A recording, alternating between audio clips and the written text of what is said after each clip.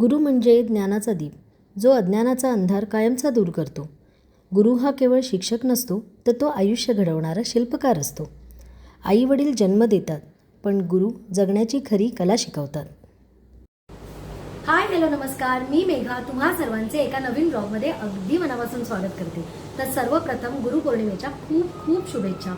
तर आज गुरुपौर्णिमेनिमित्त आज मी स्वामींची पूजा करणार आहे, अभिषेक करणार आहे आणि आजपासूनच एक नवीन सुरुवात मी करणार आहे. तर ती काय असेल हे तुम्हाला पुढे व्हिडिओमध्ये कळेलच, कारण आता सांगितलं तर त्याची सगळी मजा निघून जाईल. पण सगळ्यात आधी तुम्हाला आजचा दिवस खूप छान आणि भक्तिमय आणि आनंदी जावो. तर चला जास्त काही न बोलता आपण व्हिडिओला सुरुवात करूया. आपल्या आयुष्यात ज्या कोणी व्यक्तीने आमूलाग्र बदल घडवलेला आहे त्या व्यक्तीप्रती कृतज्ञता व्यक्त करण्याचा दिवस म्हणजे गुरुपौर्णिमा हा दिवस. मग त्यामध्ये चांगलंही आलं आणि वाईटही आलं. आता ते कसं ते मी तुम्हाला पुढे सांगेनच. पण आजच्या दिवशी एक गोष्ट आम्ही ठरवली होती की ह्या ज्या वस्तू आहेत ना, ज्या आपल्याकडे अँटिक वस्तू आहेत, प्रत्येक वेळेस आपण काय करतो, बॉक्समध्ये ठेवून देतो, सणावारीला काढतो. पण माझ्याकडे ना असं समयांचं छान कलेक्शन आहे. उडपी समया आहेत, केरला समया आहेत, मोराच्या समया आहेत. ह्या बॉक्समध्ये ठेवण्यात काय पॉईंट आहे? आपण मोठमोठ्या लोकांकडे पाहतो बंगल्यांमध्ये पितळीच्या तांब्याच्या वस्तू ती लोकं असे डेकोरेट करून ठेवतात. तर आपल्याकडे असूनही आपण का ठेवायचं नाही? त्यामुळे मी आणि माझ्या मिस्टरांनी विचार केला की आपण हे असं छानपैकी असं समोर रचून ठेवूया. म्हणजे आठवड्या 15 दिवसानंतर त्या स्वच्छही होतात. बॉक्समध्ये काही स्वच्छ होत नाहीत आणि नंतर ज्यावेळेस सण असतो ना त्यावेळेस एकदम घाई होते, अरे हे आपल्याला धुवायचं राहिलं. त्यामुळे आज गुरुपौर्णिमेचं औचित्य साधून असं सगळा मस्त टी व्ही युनिट मस्त पितळेच्या समयांनी आणि दिव्यांनी मी डेकोरेट केला. तर मगाशी मी तुम्हाला सांगत होते की चांगले वाईट व्यक्तींप्रती का कृतज्ञता निर्माण करायची, वाईट व्यक्तींप्रती का करायची. तर वाईट व्यक्तींनी जो काही आपल्याला आपल्या आयुष्यातला धडा शिकवला आहे ना, त्यामुळे आपण नक्कीच शहाणे झालो आहे. म्हणून कळत ना कळत आज त्यांच्याप्रती अगदी कृतज्ञता व्यक्त करा. तर माझ्या आयुष्यातले गुरु म्हणजे पहिले माझे आई वडील. स्वामी तर आपल्यासोबत आहेतच, कारण स्वामींचे अनुभव किती सांगायचे आणि किती नाही. पूर्वजन्मी काहीतरी पुण्य केलं असेल म्हणून स्वामी सेवा ह्या जन्मामध्ये नशिबाला आली. पण स्वामी हा माझा कॉन्टेंट नाही आहे, त्याच्यामुळे प्रत्येक वेळेस मी स्वामींचं काही असे व्हिडिओज दाखवत नाही, कारण हा भक्तिभाव आहे, हे दाखवण्यासारखं काहीच नाही. तर पहिले गुरु हे माझे आई वडील आहेत. स्वामी तर आहेतच. दुसरा म्हणजे माझा नवरा आहे, कारण आईवडिलांनी चालायला बोलायला सगळं काही शिकवलं, शिक्षण दिलं, स्वतःच्या पायावर उभं केलं. पण नोकरी करणाऱ्या माझ्यासारख्या एका सामान्य गृहिणीला व्यवसाय करण्यासाठी उद्युक्त मला माझ्या नवऱ्याने केलं. त्यामुळे दुसरा गुरु आयुष्यातला मला नवरा आहे. तिसरे आहेत गायत्रीताई, म्हणजे ज्यांना मी कथ्थक ज्यांच्याकडनं शिकते त्या. आणि चौथी आहे माझी मुलगी, कारण नवीन नवीन गोष्टी, नवीन नवीन उद्योग ही माझी मुलगी मला शिकवत असते.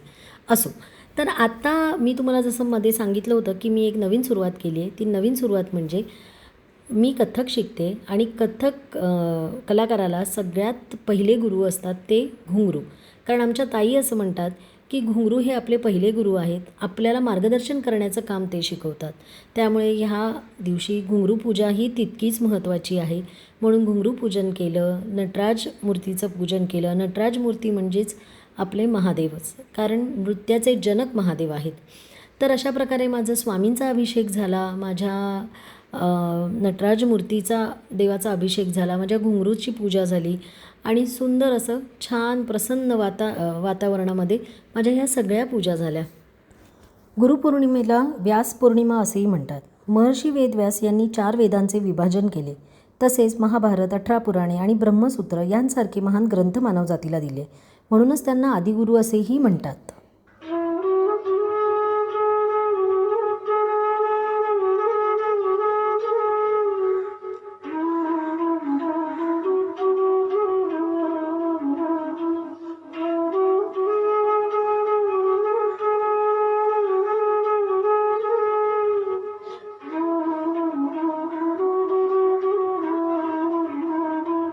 तर आता संध्याकाळचे 4:30 वाजलेत. दुपारी फराळ केला, थोडा आराम केला, चहा वगैरे घेतला आणि आता मी चालले स्वामींच्या मठामध्ये. माझ्या घराजवळ एक मठ आहे, पण ते ना स्वामींचं सेवा केंद्र आहे, त्यामुळे तिथे प्रचंड गर्दी असते.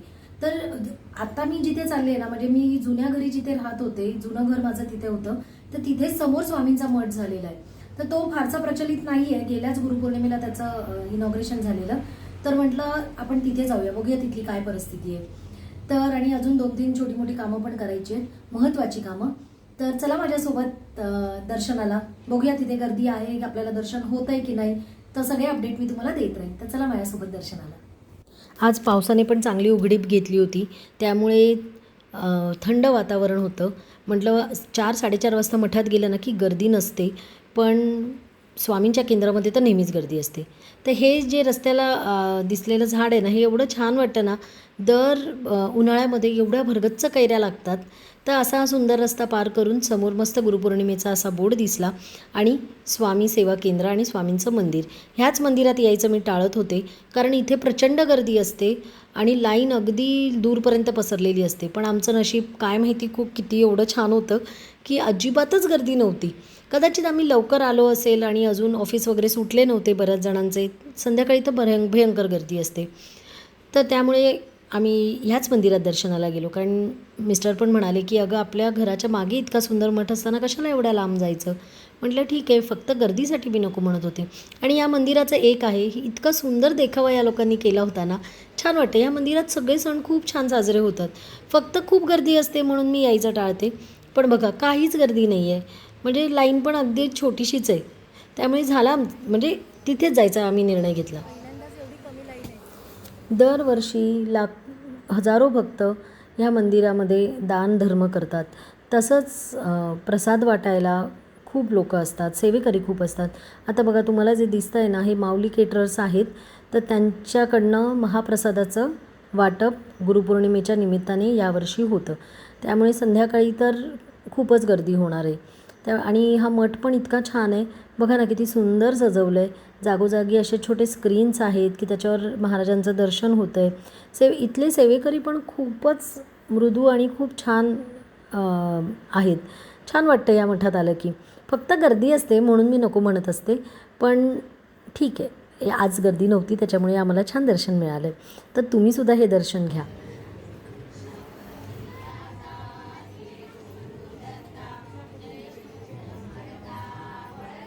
स्वामींचे अनुभव किती सांगायचे आणि किती नाही. माझ्या घरामध्ये सगळे स्वामी भक्त आहेत. म्हणजे माझे आईवडील पारायण करतात, बहीण पारायण करते.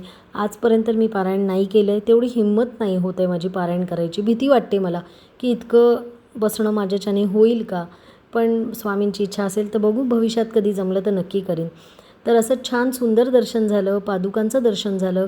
आणि बघा ना इतकं स्वामींना सुंदर नटवलं होतं ना, छान दिसत होते स्वामी. म्हणजे तिकडनं ना मला जायचीच इच्छा होत नव्हती. मी एका कोपऱ्यात उभं राहून स्वामींचं दर्शन घेत होते.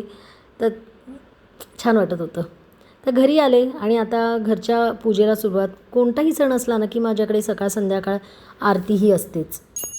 कर्पूरगौरं करुणावतारं संसारसारं भुजगेन्द्रहारं सदा वसन्तं हृदयारविन्दे भवं भवानी सहितं नमामि.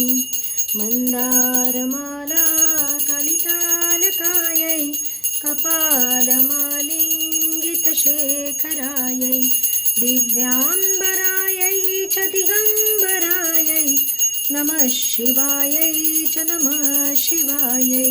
घालिंग लोटांगण बंदी. काहीही म्हणा, सण सुरू झाले ना की घरातलं वातावरण ऑटोमॅटिकली बदलतं. माझी जानू पण म्हणजे मुलगी पण मला नेहमी हेच सांगते, सण चालू झाले ना मम्मा की घरामध्ये खूप छान वाटतं. म्हटलं हो गं, शेवटी. आणि माझं ना असं स्वतःचं म्हणणं आहे की त्या सणाला त्या देवांचा वास असतो आपल्या घरामध्ये. असो, तर ही आहे बारीक मेथी.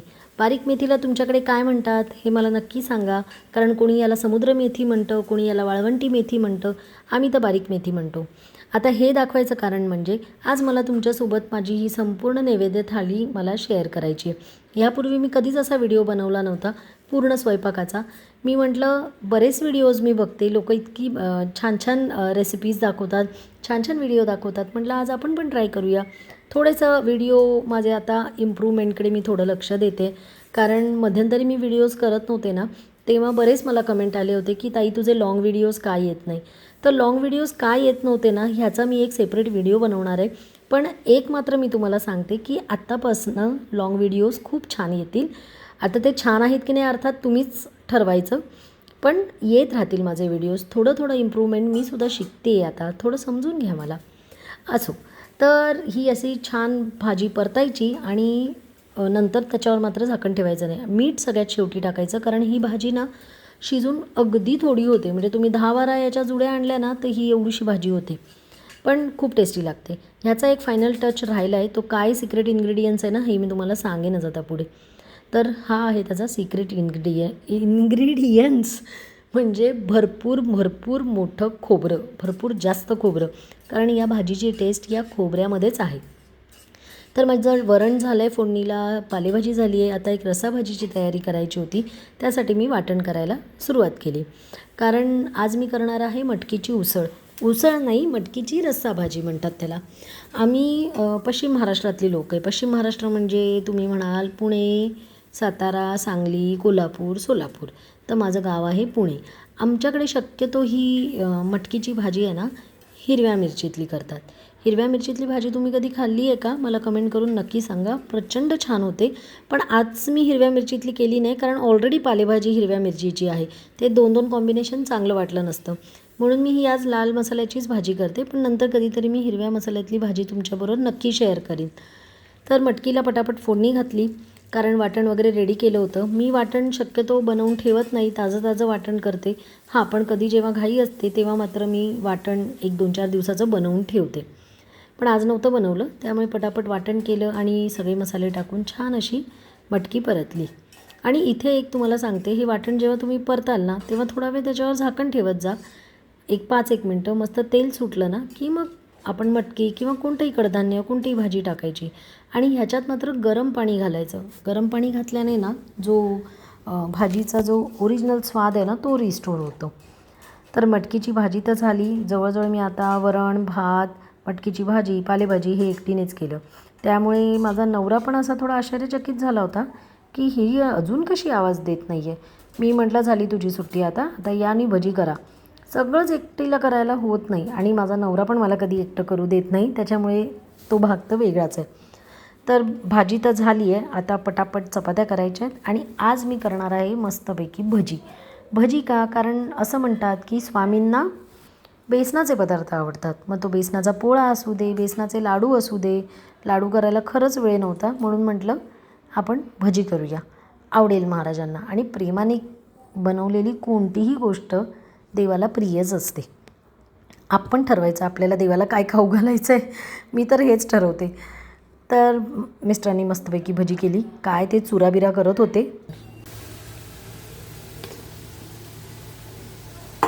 काय चुरा?